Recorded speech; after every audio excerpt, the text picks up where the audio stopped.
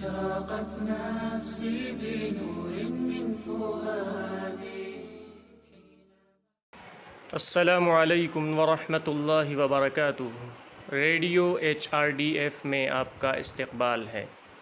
محمد صلی اللہ علیہ وآلہ وسلم نے جب دعوتی کام کا آغاز کیا اور قریش کی جانب سے حد سے زیادہ مظالم ڈھائے جانے لگے تو مسلمانوں نے حبشہ کی طرف ہجرت کی اور وہاں دعوت کا کام شروع کیا. اسلام کو جاننے کے بعد وہاں کے 20 عیسائی اسلام کے بارے میں مزید معلومات حاصل کرنے کے لیے نبی کریم صلی اللہ علیہ وآلہ وسلم سے ملنے مکہ مکرمہ آئے. قریش عیسائیوں کی نقل و حرکت پر پوری طرح نظر رکھے ہوئے تھے. پیغمبر اکرم صلی اللہ علیہ وسلم نے عیسائی وفد کی جانب سے پوچھے جانے والے تمام سوالات کا جواب دیا اور انہیں اسلام کی دعوت دی. آپ صلی اللہ علیہ وسلم نے انہیں قرآن مجید کی چند آیت بھی پڑھ کر سنائی. اس کے بعد وہ عیسائی اسلام قبول کرتے ہیں. جب وہ حبشہ واپس لوٹ رہے تھے تو ابو جہل نے ان میں سے کچھ لوگوں پر مخاطب ہو کر سختی سے تنقید کی. آپ بڑے بیوقوف ہیں.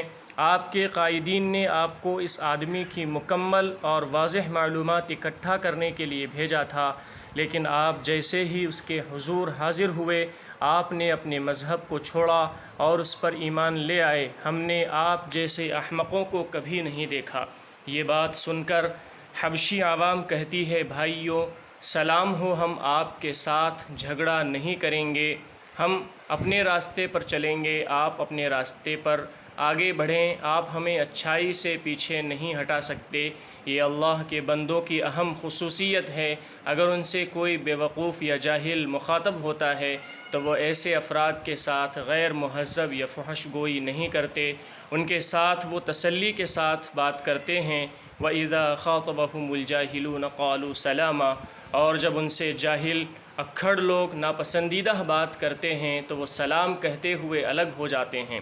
دوسری جگہ ارشاد باری تعالی ہے، وَإِذَا سَمِعُوا اللَّغْوَ أَعْرَضُوا عَنْهُ وَقَالُوا لَنَا أَعْمَالُنَا وَلَكُمْ أَعْمَالُكُمْ سَلَامٌ عَلَيْكُمْ لَا نَبْتَغِي الْجَاهِلِينَ. اور جب بیہودہ بات کان میں پڑتی ہے تو اس سے کنارہ کر لیتے ہیں اور کہہ دیتے ہیں کہ ہمارے اعمال ہمارے لیے اور تمہارے عمل تمہارے لیے، تم پر سلام ہو، ہم جاہلوں سے الجھنا نہیں چاہتے. پیارے بھائیوں، ہم جس دور میں جی رہے ہیں اس وقت سوشل میڈیا عروج پر ہے. آج قرآن کی ان رہنمائیوں کی بہت ضرورت ہے. اسلام کے مخالفین سوشل میڈیا پر کھلے عام اور خفیہ طور پر مسلمانوں اور اسلام پر تنقید کرتے ہیں. ہمیں مایوس نہیں ہونا چاہیے اور ہمیں ان کو انہی کے طریقے سے بات نہیں کرنی چاہیے اور اس کا جواب نہیں دینا چاہیے. اگر ہم اس طرح کا سلوک کرتے ہیں تو یاد رکھیں اللہ کے پیارے بندوں کی فہرست سے باہر ہونے کا امکان ہے.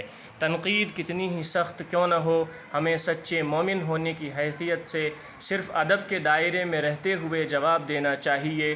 ہمیں ایسی صلاحیت حاصل کرنے کی ضرورت ہے. اللہ تعالی توفیق عطا فرمائے. آمین.